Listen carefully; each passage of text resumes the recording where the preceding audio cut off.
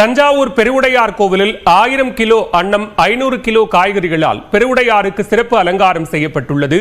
நீண்ட வரிசையில் காத்திருந்து பக்தர்கள் சாமி தரிசனம் செய்து வருகிறார்கள். இது தொடர்பான கூடுதல் விவரங்களோடு இணைகிறார் செய்தியாளர் குருநாதன். விவரங்களை பதிவு செய்யலாம்.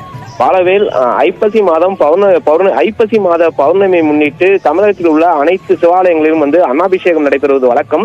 இதேபோல் இந்த ஆண்டிற்கான ஐப்பசி பௌர்ணமியான இன்று உலக புகழ்பெற்ற தஞ்சை பெரிய கோவிலில் பக்தர்களால் வழங்கப்பட்ட 1000 கிலோ அன்னம் மற்றும் காய்கறிகள் மற்றும் பல வகைகள் 500 கிலோ என பல்வேறு பொருட்களை கொண்டு சிறப்பு அபிஷேகம் செய்யப்பட்டது. பின்னர் மகா தீபாராதனை பெருவுடையாருக்கு காட்டப்பட்டது. இதில் பக்தர்கள் நீண்ட வரிசையில் சுவாமி தரிசனம் செய்து வருகின்றனர். அதாவது 1 மணி நேரத்துக்கு மேலாக வரிசையில் காத்திருந்து சுவாமி தரிசனம் செய்து வருகின்றனர். பின்னர் பக்தர்கள் அனைவரும் சுவாமி தரிசனம் செய்த பிறகு அந்த அன்னம் என்பது பெருவுடையாரிலிருந்து கலைக்கப்பட்டு பக்தர்களுக்கு பிரசாதமாக வழங்கப்படும். பின்னர் மீதமுள்ள அன்னங்கள் அனைத்தும் நீர்நிலைகளில் உள்ள ஜீவராசிகளுக்காக கரைக்கப்படும். பாலவேல், விவரங்களுக்கு நன்றி குருநாதன்.